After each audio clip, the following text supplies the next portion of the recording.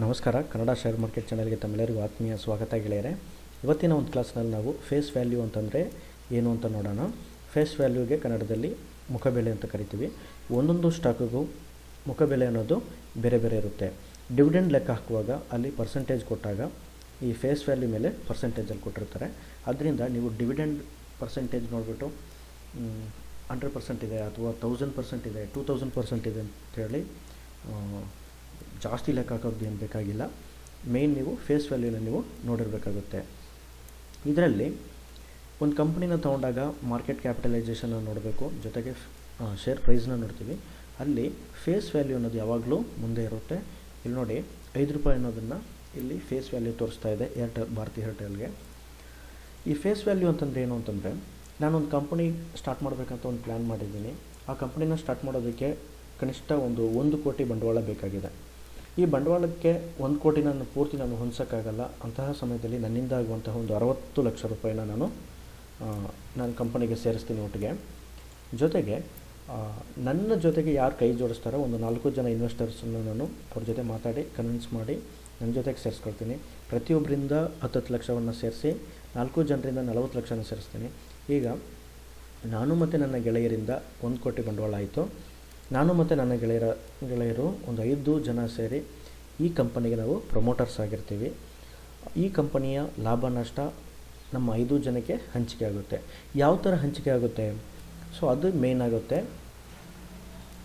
ಇಲ್ಲಿ 1 ಕೋಟಿ ಏನು ಬಂಡವಾಳ ಇದೆ ಅದನ್ನು ನಾನು ₹10 ಮುಖಬೆಲೆಯಂಗೆ ನಾನು ಅದನ್ನು ಡಿವೈಡ್ ಮಾಡಿದಾಗ ಏನಾಗುತ್ತೆ, ಆ ಕಂಪನಿಯಲ್ಲಿ ಒಟ್ಟು 10 ಲಕ್ಷ ಶೇರ್ಗಳು ಬರುತ್ತೆ. ಹಿಂದೆ ಒಂದು ಕಂಪನಿಯನ್ನು ಸ್ಟಾರ್ಟ್ ಮಾಡಿದಾಗ ಅದರ ಷೇರು ಪತ್ರಗಳನ್ನ ವಿತರಣೆ ಮಾಡ್ತಾಯಿದ್ರು. ಆ ಷೇರು ಪತ್ರಗಳಲ್ಲಿ ಈ ಷೇರು ಪತ್ರದ ಒರಿಜಿನಲ್ ವ್ಯಾಲ್ಯೂ ಎಷ್ಟು ಅಂತ ಹಾಕಿರ್ತಾರೆ. ಆವಾಗ ₹10 ಅಂತ ಪ್ರಿಂಟ್ ಮಾಡಿರ್ತಾರೆ. ಬಟ್ ಮಾರ್ಕೆಟಲ್ಲಿ ಏನಾಗುತ್ತೆ, ಆ ಶೇರ್ ವ್ಯಾಲ್ಯೂ ಯಾವಾಗಲೂ ಚೇಂಜ್ ಆಗ್ತಾ ಇರುತ್ತೆ. ಆ ಪತ್ರದಲ್ಲಿ ಚೇಂಜ್ ಆಗಲ್ಲ, ಗೊತ್ತಾಗೋದಿಲ್ವಲ್ಲ, ಡಿಜಿಟಲ್ ಅಲ್ಲ. ಇವಾಗ ಡಿಜಿಟಲ್ ಆಗಿರೋದ್ರಿಂದ ನಮಗೆ ಆ ಶೇರ್ ಪ್ರೈಸ್ ಏನು ಅಂತ ಅವಾಗವಾಗ ಗೊತ್ತಾಗ್ತಾ ಇರುತ್ತೆ.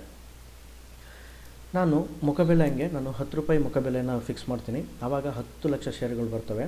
ಈ 10 ಲಕ್ಷ ಶೇರ್ಗಳು ನಾನು ಮತ್ತು ನನ್ನ ಗೆಳೆಯರ ಜೊತೆ ಹಂಚ್ಕೋಬೇಕು. ಯಾವ ಥರ ಅಂತಂದರೆ, ಒಟ್ಟು ನನ್ನದು ಒಂದು 60% ಇರೋದ್ರಿಂದ 10 ಲಕ್ಷದಲ್ಲಿ 60% ಅಂತಂದರೆ 6 ಲಕ್ಷ ಶೇರ್ಗಳು ನನ್ನ ಅಕೌಂಟ್ಗೆ ಬರುತ್ತೆ. ಮತ್ತು 1 ಲಕ್ಷದಂತೆ 4 ಜನಕ್ಕೆ 4 ಲಕ್ಷ ಶೇರ್ಗಳು ಅವರ ಖಾತೆಗಳಿಗೆ ಜಮೆ ಆಗುತ್ತೆ. ಒಂದು ವೇಳೆ ನಾನು ಅದನ್ನು ₹5 ಫೇಸ್ ವ್ಯಾಲ್ಯೂ ಥರ ಫಿಕ್ಸ್ ಮಾಡಿದಾಗ ಏನಾಗುತ್ತೆ, 1 ಕೋಟಿ ಬಂಡವಾಳ ಒಟ್ಟು 20 ಲಕ್ಷ ಶೇರ್ಗಳು ಟೋಟಲ್ ಆಗ್ತವೆ. 20 ಲಕ್ಷ ಶೇರ್ಗಳಲ್ಲಿ ನನಗೆ 12 ಲಕ್ಷ ಶೇರ್ಗಳು ಮತ್ತು ನನ್ನ ಗೆಳೆಯರಿಗೆ 2 ಲಕ್ಷದಂತೆ ಒಟ್ಟು 8 ಲಕ್ಷ ಶೇರ್ಗಳು ವಿತರಣೆ ಆಗುತ್ತೆ.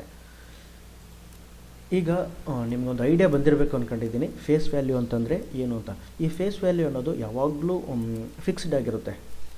ಯಾವಾಗ ಅವರು ಸ್ಪ್ಲಿಟ್ ಮಾಡ್ತಾರೋ, ಶೇರ್ ವ್ಯಾಲ್ಯೂನ ಸ್ಪ್ಲಿಟ್ ಮಾಡಿ 1 ಶೇರ್ ಬದಲು 2 ಶೇರು ಅಥವಾ 1 ಶೇರ್ ಬದಲು 10 ಶೇರುಗಳು ಮಾಡ್ತಾರೋ ಅಂತಹ ಸಮಯದಲ್ಲಿ ಏನಾಗುತ್ತೆ, ಕಡಿಮೆ ಆಗ್ತಾ ಹೋಗುತ್ತೆ. ಅಂದರೆ ₹10 ಇರುವಂತಹ ಫೇಸ್ ವ್ಯಾಲ್ಯೂ ₹5 ಆಗ್ಬೋದು, ಅಥವಾ ₹2 ಆಗ್ಬೋದು, ಅಥವಾ ₹1 ಆಗ್ಬೋದು.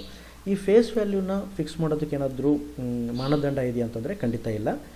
ಆ ಕಂಪನಿ ₹100 ಬೇಕಾದ್ರೆ ಇಟ್ಕೋಬೋದು, ₹50 ಬೇಕಾದ್ರೆ ಇಟ್ಕೋಬೋದು, ಅಥವಾ ₹10 ಬೇಕಾದರೂ ಇಟ್ಕೋಬೋದು.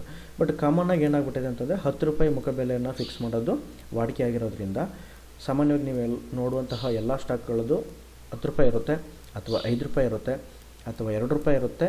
ಕನಿಷ್ಠ ಅಂತಂದರೆ ₹1 ಮುಖಬೆಲೆ ಇದ್ದೇ ಇರುತ್ತೆ. ಫ್ರೆಂಡ್ಸ್, ಇದು ನಿಮಗೆ ತುಂಬ ಇಷ್ಟ ಆಗಿರ್ಬೋದು ಅಂದ್ಕೊಂಡಿದ್ದೀನಿ. ನಿಮ್ಮ ಒಂದು ಲೈಕ್ ನನಗೆ ಪ್ರೋತ್ಸಾಹ ಕೊಡುತ್ತೆ ನೆಕ್ಸ್ಟ್ ವೀಡಿಯೋ ಮಾಡೋದಕ್ಕೆ. Thank you friends.